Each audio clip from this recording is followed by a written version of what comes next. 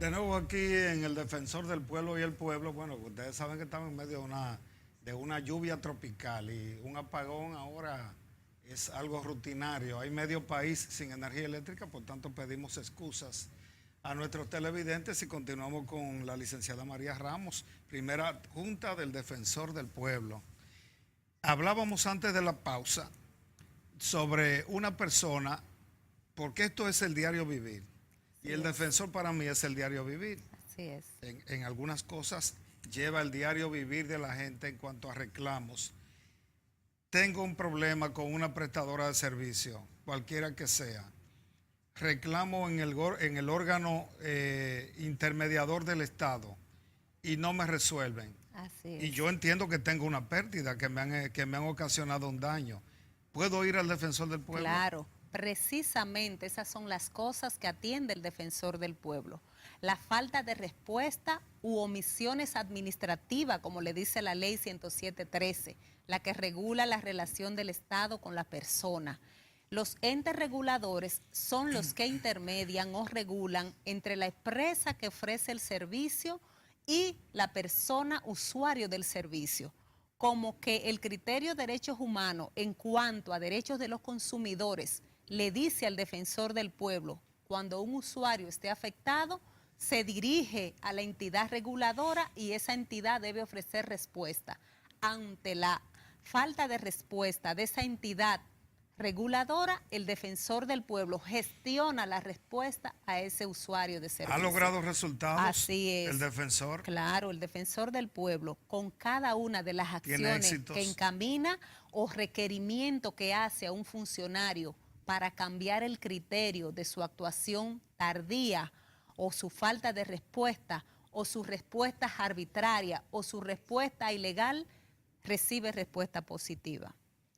Que Es una alianza que ya. va concienciando tanto al usuario que lo va empoderando como al servidor público que va dejando el conocimiento de que debe responder atendiendo a los derechos Si humanos. pasamos balance, 5 años de gestión y de servicio a la gente, ¿cómo usted lo valora?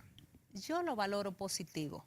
Dentro de la deuda histórica que el país tiene acumulada, usted pone un servidor público que no tiene conocimiento sobre el respeto a los derechos humanos y es una persona sin conciencia. Ejerce su función con lo que le ha puesto en la mano, pero no tiene la sensibilidad de la atención y del respeto a los derechos humanos de la gente.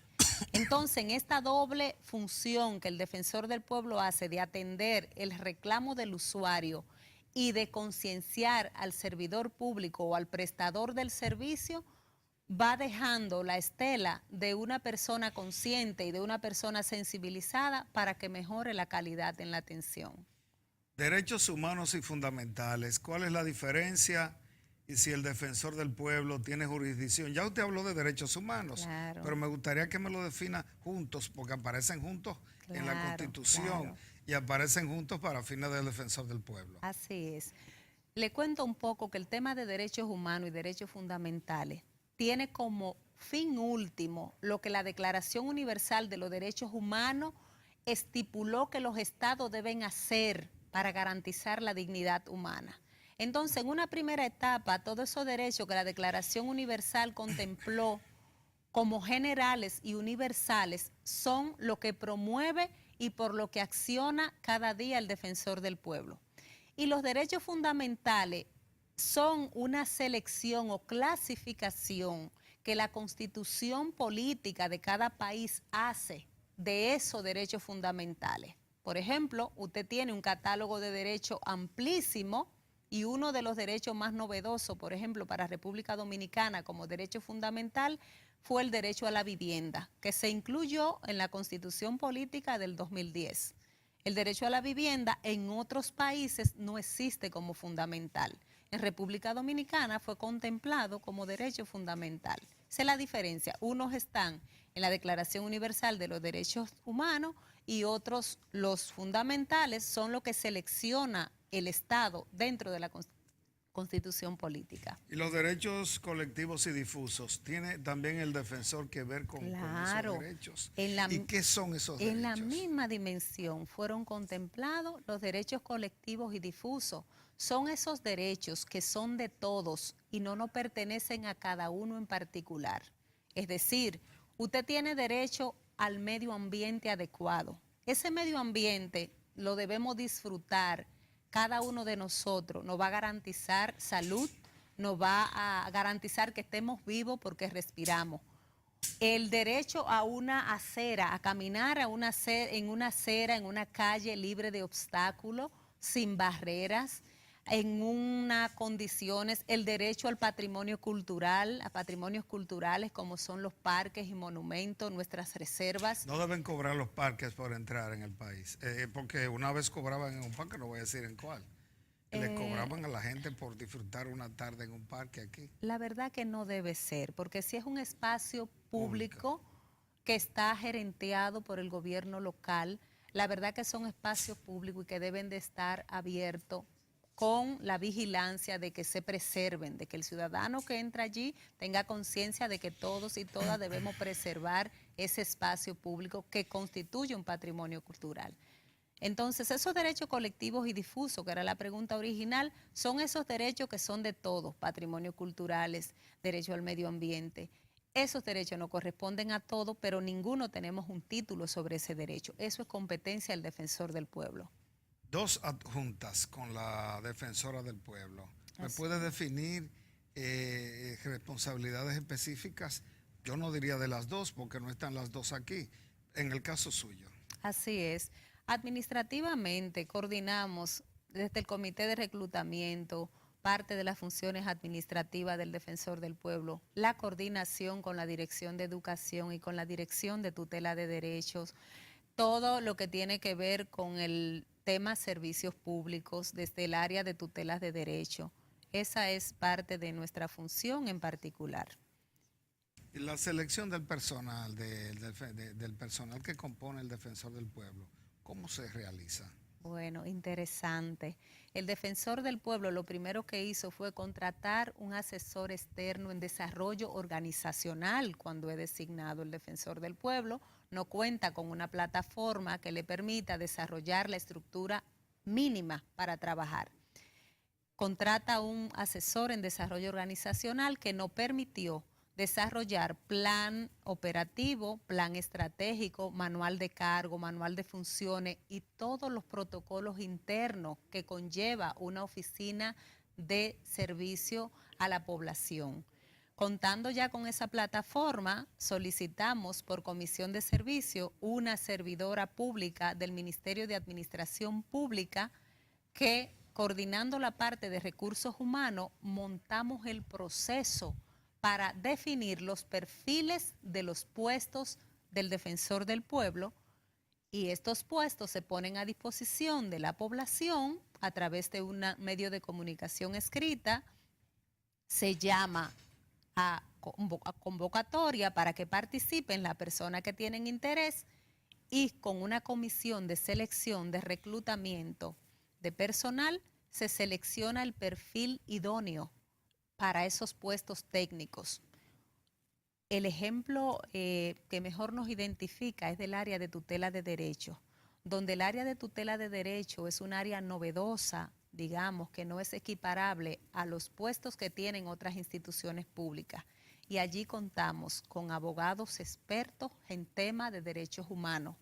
Cada abogado que está en tutela de derecho es especialista en un tema, ya sea tema medioambiental, tema de régimen penitenciario para los privados de libertad, la persona que está en privada de libertad, que debe garantizársele un respeto a su dignidad humana, para el tema de derecho administrativo, derecho constitucional, tema de seguridad social. O sea, cada uno de los abogados que trabaja en la Dirección de Tutela de Derecho es asignado a un tema específico para así poder investigar y realizar informes sobre los temas, los casos que llegan al Defensor del Pueblo, que el Defensor del Pueblo tome conocimiento.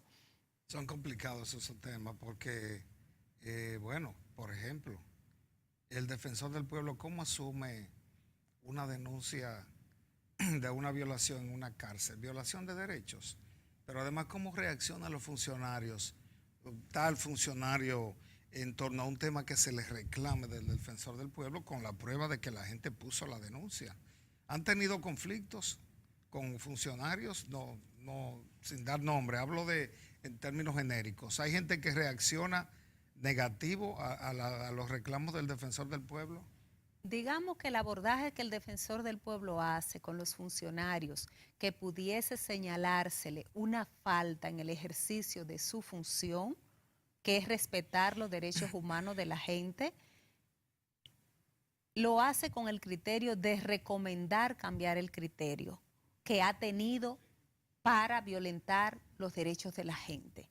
Si la actuación es arbitraria, si se ha excedido, por ejemplo, dentro del régimen penitenciario, hemos tenido casos que la norma interna del recinto penitenciario dice que las sanciones deben ser por 30 días en la llamada celda de reflexión.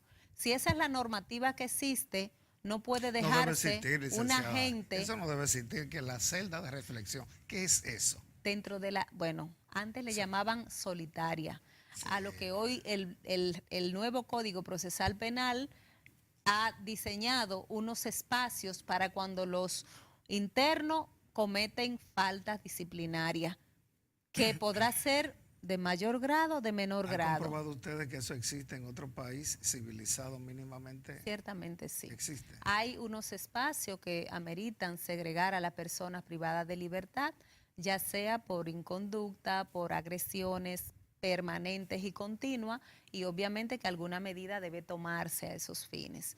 Entonces, existe. Lo que debe es hacerse el procedimiento dentro de la norma. Dígame una cosa, ya para terminar esta entrevista que me resulta muy interesante, una pregunta, ¿cómo está estructurado el defensor del pueblo? O sea, los departamentos, ¿cuántos son? ¿Cómo podemos definir eso? El defensor del pueblo tiene dos grandes áreas sustantivas y las demás áreas que son de apoyo y digamos similares a las otras instituciones del Estado.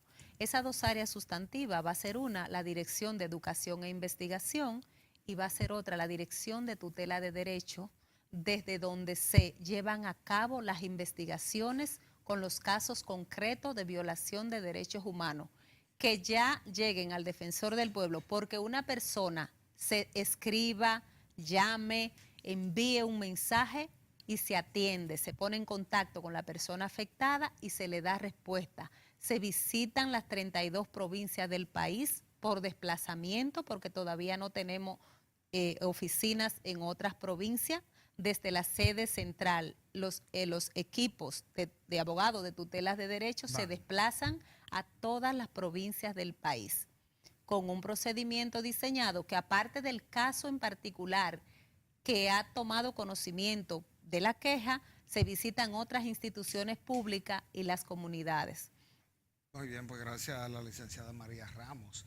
Tenemos más temas pendientes porque eso amerita mucho tiempo. Vamos a agradecerle a la primera adjunta del Defensor del Pueblo estas informaciones que nos ha dado y ya le daremos otra vuelta, como dicen los colombianos. Muchas gracias. Gracias por haber venido. Vamos a la pausa.